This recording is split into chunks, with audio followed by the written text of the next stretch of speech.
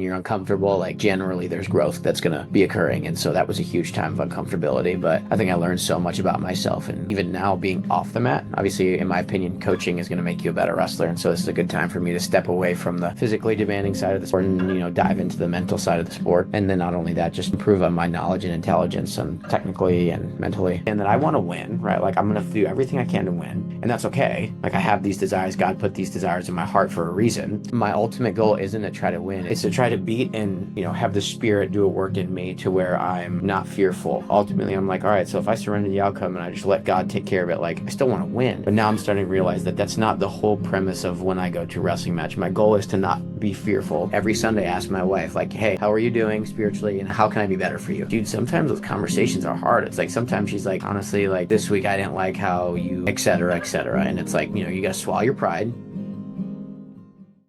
And welcome back to Wrestling Mindset. Today we're here with the great Keegan O'Toole. Keegan, thanks for joining us, buddy. Absolutely. Thanks for having me. Absolutely. All right. So a lot of things going on, a lot of changes in a short amount of time. So I guess take it from the top, talk about, the season. I know obviously being tough wrestling through an injury and, everything that was going on. Talk about that. Yeah, this year was the most wild year for me. There was so many changes in my life that happened, like outside of wrestling. Like in the summer before season started, I moved into a house, so my first home, and then a week after that, I got married in October. And then so that's two giant changes. The second one, well, it affects you for the rest of your life. Mhm. And so that was a huge thing. And then rolling into the season, obviously I've never really had a season quite like the one I had this past year. And so immediately I was like pretty quick. I was kind of sidelined, and I found out my knee was torn pretty quick, which had never happened to me before. And so then figuring out how to navigate mentally and physically through that was a challenge. Um, yeah, now that season's over, now on to the real world. But luckily, Coach Smith gave me an opportunity and a position popped up here. And so now we are assistant coach here, which is awesome. Man, that's awesome. And I can't even imagine what it would be. I'm coming up my, what is it, 7th or 8th year anniversary. I can't imagine getting married while I was in college, getting ready for, competing at such a high level. That is not, and a house. Man. Yeah, it was quite a big change. Super quick too, super quick turnaround. Yeah, yeah. Well, so talk about how you dealt with that mentally and emotionally. I mean, during the season. Yeah, I think honestly in September, August, September, I was trying to get ready to wrestle at the World Team Trials for the non-Olympic weights, and there was just so much going on. My mind was so not focused on wrestling and did not perform well there. So just learning how to manage, kind of big major life things while still being able to compete at a high level, and that really taught me a lot.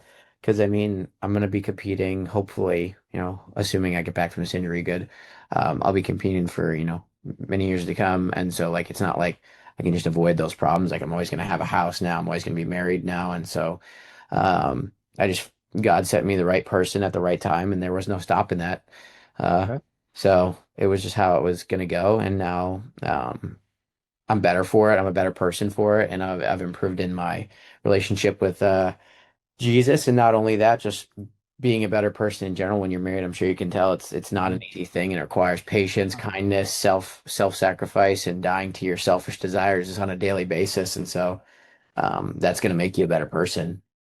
Yeah, I was gonna say it's a death event, but in a good way. It's like the sacrifices you make for wrestling. It's a death event. A lot of things are given up so you could achieve that ultimate goal. And Hmm. I think about it the same thing as a husband, as a father. It's obviously wrestling mindset. My business is tremendously important. It puts food on the table for the family. But my primary role as a Christian man, I'm a husband. I'm a father. Yeah. That comes first, and it needs to be that way. And Yeah. obviously, that's a big change when it's originally wrestling in school. Yeah. It's difficult. Definitely trying to figure out how to rewire my brain instead of like today, all right, here's what I'm gonna do. I'm gonna go work out at this time at this time. And then you have your wife who's like, well, I wanted to do this or I want to do this. And I'm like, Not that like you don't want to do it, it's just your brain just naturally you're so selfish. You realize how selfish you are, and it's hard to get yourself to get out of that box. Oh yeah. Well, little by little. That's all we could do, right? Yeah. Talk about injury healing up. Obviously, that's got to be tremendously difficult. You wrestling Yeah. with that. Yeah. I had surgery April 3rd, so we're 7 weeks out, 7 weeks and a day out. Um, we're doing good. Yeah, I mean, I'm not close to wrestling anytime soon, but we're walking again. I can kind of give a little old man golf swing with the boys. That was one thing that I was like, I want to be able to do pretty quick just because I can't really do too much activity.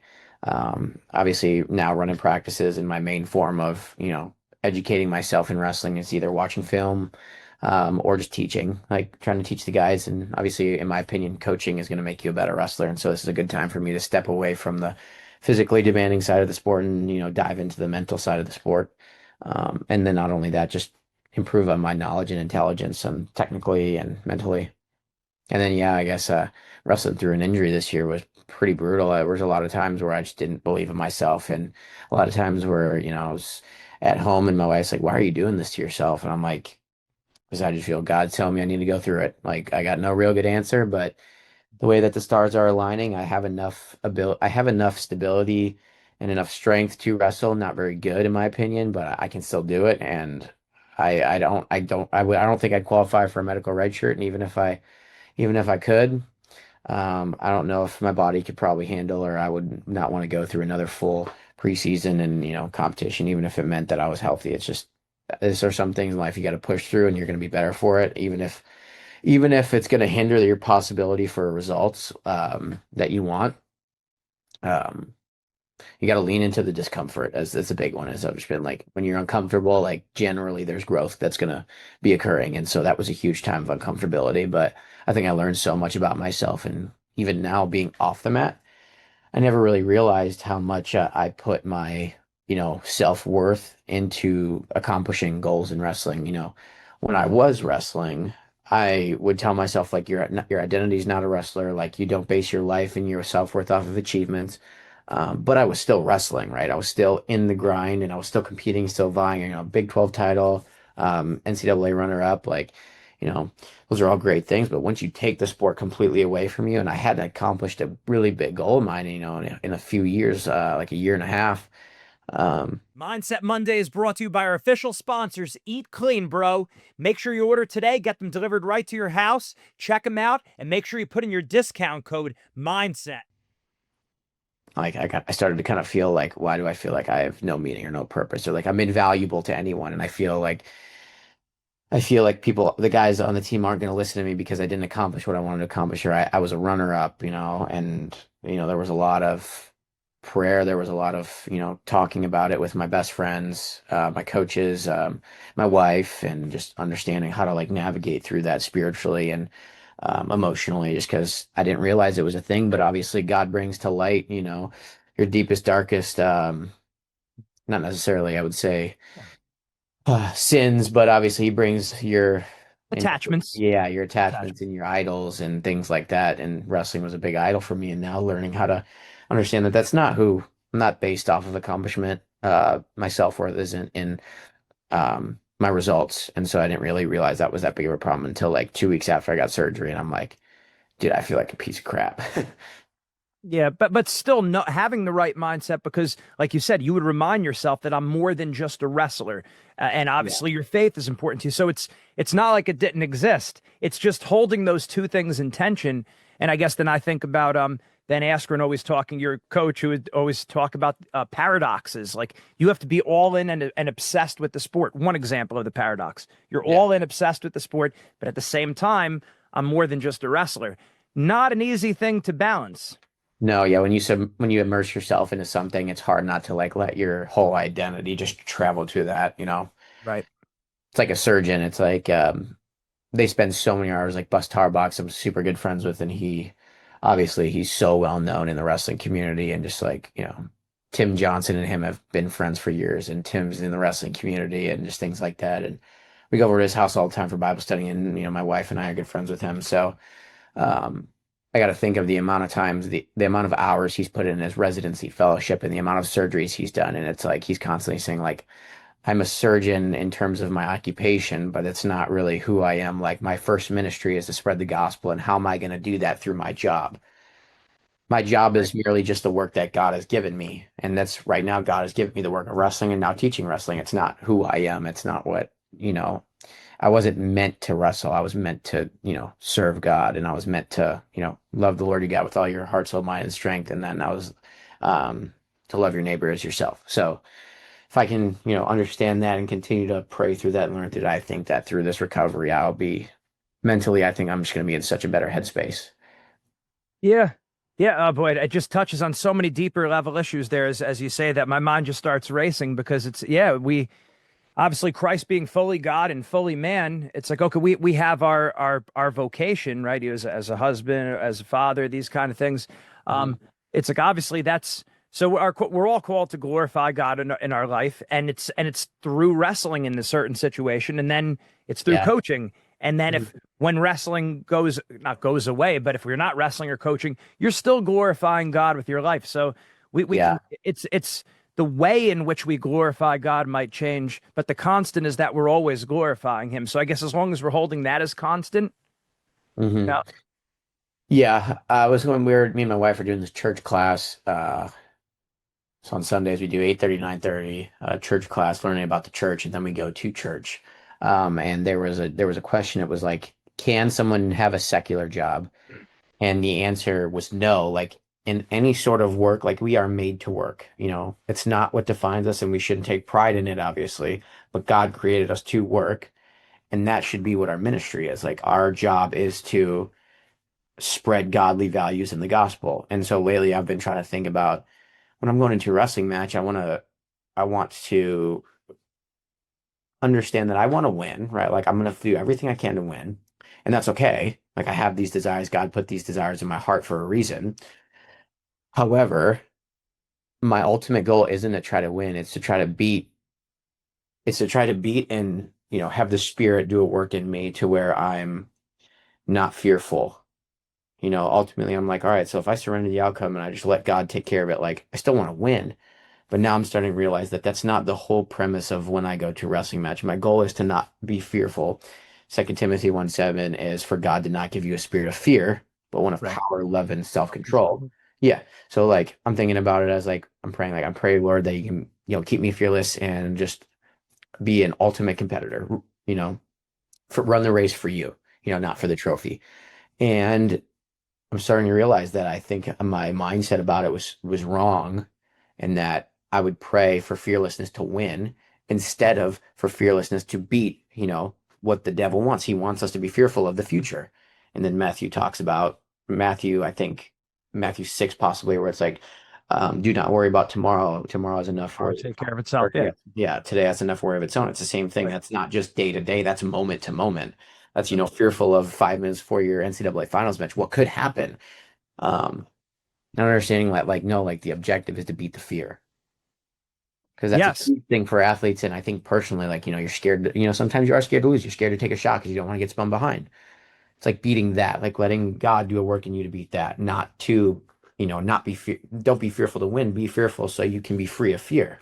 And Yeah. generally, you would say if you're free of fear, people are dangerous when they wrestle, right? Yes. Yes. Exactly. It's having that action focus. And that's when we talk about like the predator prey mindset. If you heard us talk about that before, like eyes on the front, like to hunt, eyes on the side, like to hide. Focus on what you could control. It's an analogy for what you could control, not what you can't control. That's nothing new. I mean, look at, like as our Lord said, the no man who puts his hand to the plow and looks back is worthy of me. Remember Lot's wife who looked back and she turned to sulfur. And then Mhm. don't worry about tomorrow, right? All those things. It's not having that outcome focus. It's more the process. What's in front of me? What can I do? So sure, that makes a lot of sense. Yeah. I'm just gonna kind of like wrestling with that just to see if that's like something that maybe I was not thinking about wrong, but maybe praying. I could have been better with my prayer and the way I was, like, processing that. So yeah, just a lot going on in terms of like adjusting to this new coaching life, and a lot of rehab. I'm doing. It's not just my knee that hurts. I feel like I had a partial tear in my shoulder in the ear. Just kind of get my body, like 5 years of college wrestling. Will do that to you. Oh yeah, yeah. And do you talk to Ben about this? Have you guys spoken about this? Oh yeah, I mean we've spoken a ton recently, not recently, but like near the end of season and stuff like that. And um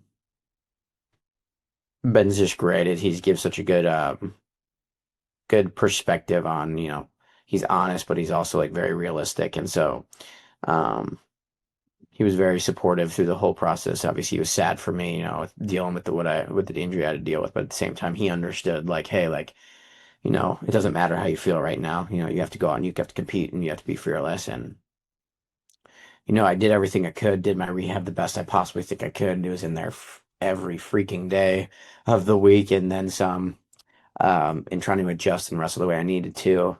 Um, but yeah, I gave everything I had, and there's nothing I can complain of. Like, I can't be mad about anything. Like, it was just how it went.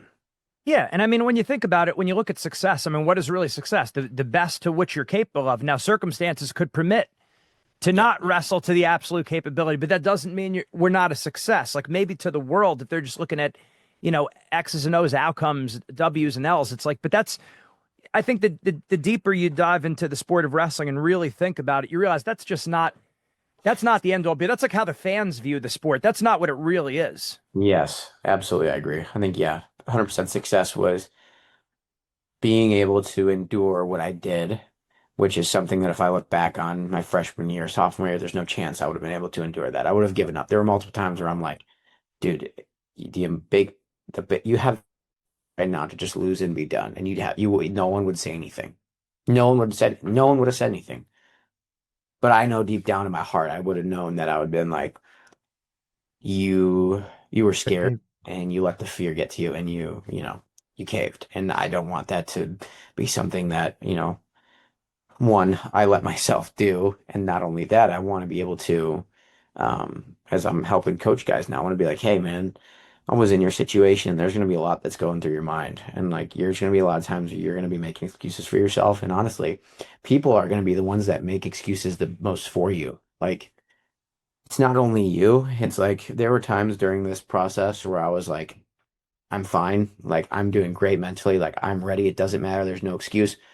All my coaches around me were on the same page. We're like, I don't care that your knee's torn. Like, you're fine. Like, Coach Smith would always say, sometimes when you get injured, it makes you a better wrestler. And sometimes there's a lot of truth to that. There were some skills that I, had to practice a lot because I couldn't like sprawl really. I couldn't really like my reaction and my speed I was so gone. I was talking to Spencer Lee about it after I got surgery and he was like, dude, like, so people don't know how tough it is to wrestle through something like that. He's like, you just walk at them so slow because your body your knee just has no sort of reaction. You have no strength to pop off that. You just walk at them slow and hopefully you get a takedown and ride them out. Literally what my strategy was, if I get a takedown, hold them down. Yeah. And so, being able to pass that on, I was talking to Aiden Sinclair, just like he's going to be a freaking absolute stud. He was a redshirt this year, but he's just, his mind just goes 1,000 miles an hour and it's fantastic, but he's so good. The time is now to take your mindset to the next level with Wrestling Mindset.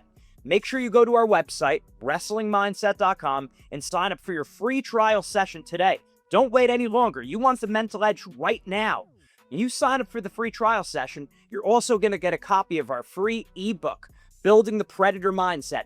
This book has helped thousands of people build confidence, relax under pressure, get motivated, and build mental toughness in wrestling, school, and life. Make sure you sign up for your free trial session today. Coach Smith after season, he was like, what's your definition of toughness? And Aiden goes like, Keegan. And I was like, that not only made me feel good about myself, obviously, but also was like, I know that by me doing this, I'm going to help the people around me. Even if it was insanely difficult for me, I'm going to be able to use this to help the other guys around me. Yeah. No, like you said, it helps physically, mentally, and spiritually, like the total package, spirit, mind, and body, putting the trust ultimately in God. It's his will, surrendering the outcome. Hugely important, foundational, actually, the one thing that actually matters in the scheme of everything. Then, mentally and emotionally, it's like, hey, knowing that I could persevere through this and listening to yourself. Like, I like what you said there about, you have to know yourself, and like people might lie to you, and we have different voices going on in our head, and no one will really know. Like, we have an excuse that people will a lot of times let us off the hook. So we have to know when should I throttle down and when should I pull back? And it's not necessarily dictated by the crowds, the fans, the Instagram, but more your most, obviously first yourself and your most trusted people who really know the situation. I think that's important. And physically, like you said, you learn how to do different things because there's less of a margin for error and you're limited. So I have to get really sharp in these areas. So it could make you better in injury. That's getting out. Probably. Yeah, if I had to go back and do anything different, I would say that I should have kept my circle a little bit smaller. I should have maybe just because like I said, like when, you're in a good headspace, the people around when you're vulnerable, the people around you have a lot of influence on you. And there were a lot of people that were like, man, you don't have to do this, like it would be no shame and you gotta get your body right, you gotta get surgery, this and that. Looking back, I wish I would have, if I would have had those comments said to me, I wish I would have respectfully been like, hey, like, you need to stop talking to me about this. You need to leave this be because it's not going to change anything and it's not helping me. Should have maybe kept my circle smaller of the people that, were like, hey, man, are you doing your right things for rehab? This is how we're going to wrestle. You're going to win. And you're going to give everything to God and you're going to go out there and this fear is not going to beat you. Because yeah, I mean, honestly, it was the mental side of the injury was much more difficult to navigate than the physical side. Truthfully, I think that was as the national tournament went on, as I got into those later rounds, I could definitely feel myself being like, these guys are getting better. Like these guys that, obviously, as the one seed of the tournament, you're generally going to wrestle the lowest seed first and, you work your way up. And so as the tournament progresses, like these guys are getting tougher. Like, you need to make sure you're doing everything right. And obviously that mentally, it's like you start to tighten up a little bit, and not necessarily did I think that I was tightening up to the point of like where I wasn't doing anything, but however, it was like you feel those mental, those feels that little devil on your shoulder, telling you that. And I definitely probably would not have been feeling that if I didn't have, the circumstances that I did, or been feeling it at a significantly less, intensity. So I definitely think through the mental side of this injury has been the biggest thing I've learned. Physically, obviously, it's like you can't do much. The physical side of it is like you just got to do the work you can do. Your body's not good, Now I got operated on. We're back, now just a long road of physical recovery. That part is the easy part, right? You just go and you do the work. But the mental side requires constant addressing, Coach Smith would always tell us every time you have a bad thought or a negative thought, you can't control that negative thought coming in because you can't really control your thoughts. Can't control that negative thought coming in. However, you can choose how you respond. And usually he would always tell us, which I loved, it's like you get a negative thought, you replace it with something positive. So it's like, I don't know if I want to shoot this guy might spin around me. It was like, instead of like immediately you replace it. It's like, go get to your high crotch and you're going to score. It's your best shot. Your high crotch is your best shot. No one can stop it. You go do it. Right. So that was something that I really was wrestling with a lot is like, if those negative thought come in, immediately replace it with positive thought. Right. Because if you just say, okay, I don't want to think about that. Well, there's still a vacuum that needs to be filled. Yeah. Right. So what fills the vacuum? You have to fill it with a positive thought. That's why it's so awesome being, around guys like Ben Askren, Coach Smith, guys who understand the importance of the mindset and they're always talking about it, not just as a one and done, but as an ongoing conversation. This needs to continually be addressed over and over. Yes, absolutely. So yeah, it was definitely probably the most interesting aspect of wrestling in my entire life. It was a daily thing. I'd wake up and I'm like, crap, I got to figure out how to wrestle with a torn ACL. And that kind of did weigh on me a lot. I will say, never had experience with something like that, so I can't really prepare for something like that. But that's the beauty of life is like, your afflictions are what your glory is, right? That's what truly tests your faith. Like it's easy. You can have faith when things are going easy, right? And it's when, those times where circumstances are not good and you're going through a trial where God really does a work in you. And so I've definitely been feeling like it was the best thing that possibly could have happened to me. Yeah. And even at the natural level, that's how St. Paul said, where I'm weak, that's where I'm strong. Yeah, 100%.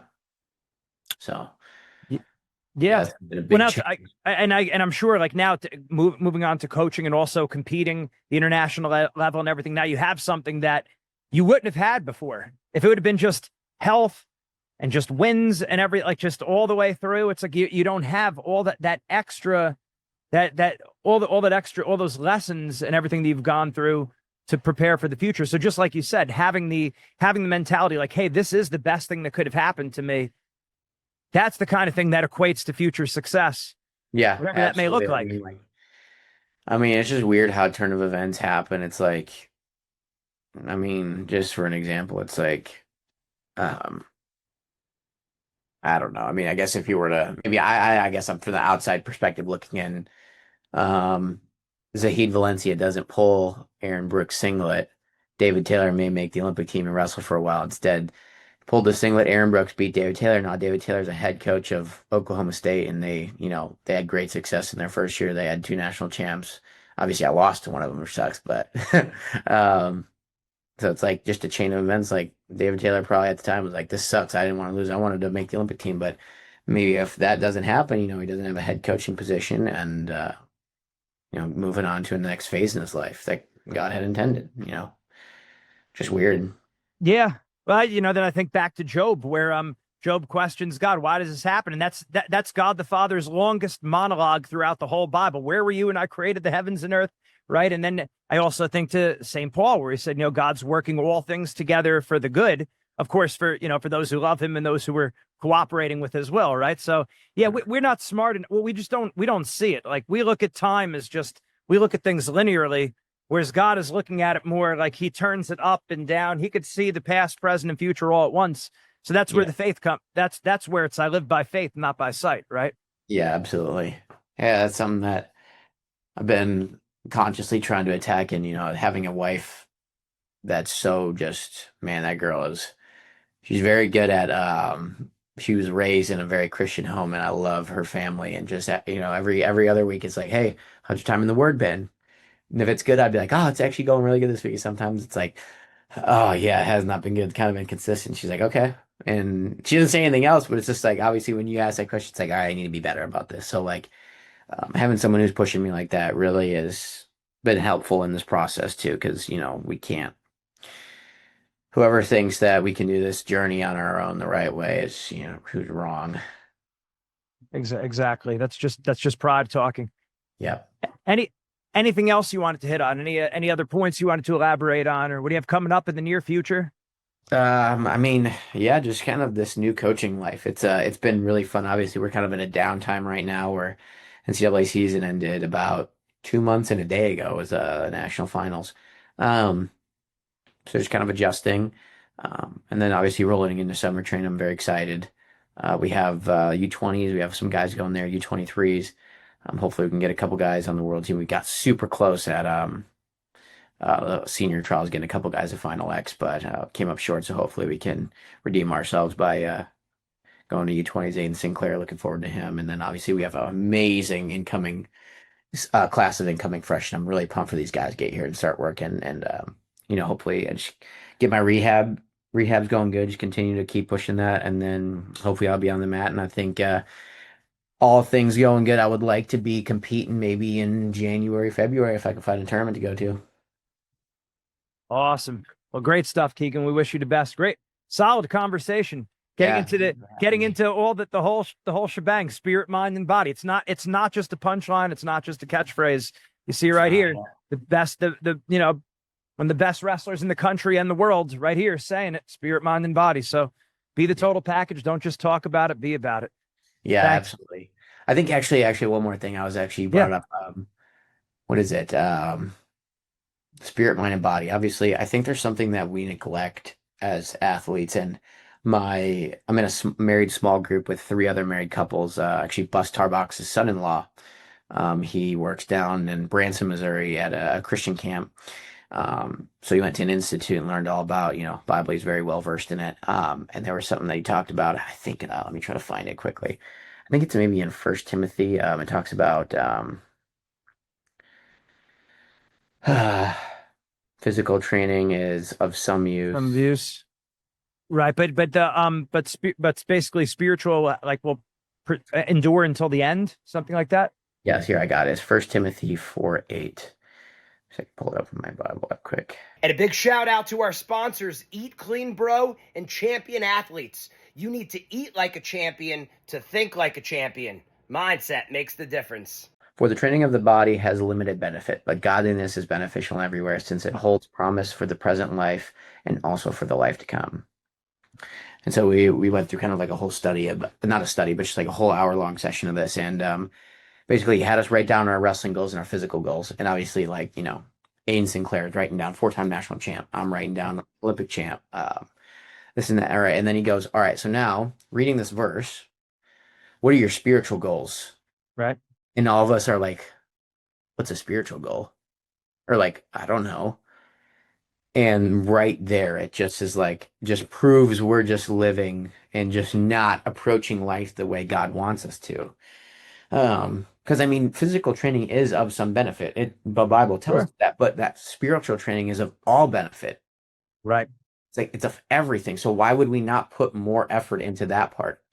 And so now it's like, we have these spiritual goals, and I think it's something that's been actually way more challenging than physical goals, right? Like, you have a goal to, squat 300 pounds. You have a goal to win a national title, or those things that they're not easy by any means. However, the spiritual discipline, the spiritual growth is like the slowest growth of all. And so like one of my spiritual goals is like every Sunday, ask my wife, like, hey, how are you doing spiritually? And how am I, like, how can I be better for you? It's like, dude, sometimes those conversations are hard. It's like, sometimes she's like, honestly, like this week has been tough. I'm struggling with this. Or like, hey, like this week I didn't like how you, et cetera, et cetera. And it's like, you got to swallow your pride. I'm not pointing fingers, be like, okay, I'm going to be better. I'm sorry. Or like, you got to humble yourself. And some of those things are a lot more difficult than just waking up at 6 a.m. and go to practice. That's direct. That's easy. Yeah, exactly. We could push ourselves, because physically you can push yourself and just kind of grit your teeth and bear it. But when you think about Christian perfection and the act of, and it is the cross, it's the cross. As the head goes, so does the body. Christ is the head, the church is the body. So as the head goes, so is the body. Be perfect as your heavenly Father is perfect. So how do we have like perfect virtue? Is going to be extremely hard. First of all, we can't do it without God's grace, but how could we even approximate anything that's even good at a natural level? It's going to take a lot of work and self-denial and our different everyone having a different temperament. It's going to lend you towards certain strengths and towards certain weaknesses. So everyone's cross is going to be unique, of course, to their situation as well as their temperament. And it's really hard. It's a constant death event, but we know that with the death comes the resurrection, right? We're an Easter people. Yeah, absolutely. So that is something that figured I'd mention. It was really, really insightful. It kind of convicted me a lot. It was like a straight punch to the face. I was like, yeah, wow, I have 0 spiritual goals right now. Yet I have all these wrestling goals, and yet God calls us to have, our spiritual life is of mass and more importance than our physical. So, yeah. That's awesome, Keegan. That's great. And we got into a whole lot more than I even thought we would. So that's really good stuff. I appreciate it. And I think that's really important for the people to see that this is not just lip service. You really mean it. We didn't plan on talking about any of this. It just kind of naturally went there. So thank you. I really appreciate it, Keegan. We wish you all the best. If there's any way we could help, just let us know. Yeah, thanks for having me. I'm glad I could, share a little bit of my experience past, I guess, year and a half where my life has drastically changed.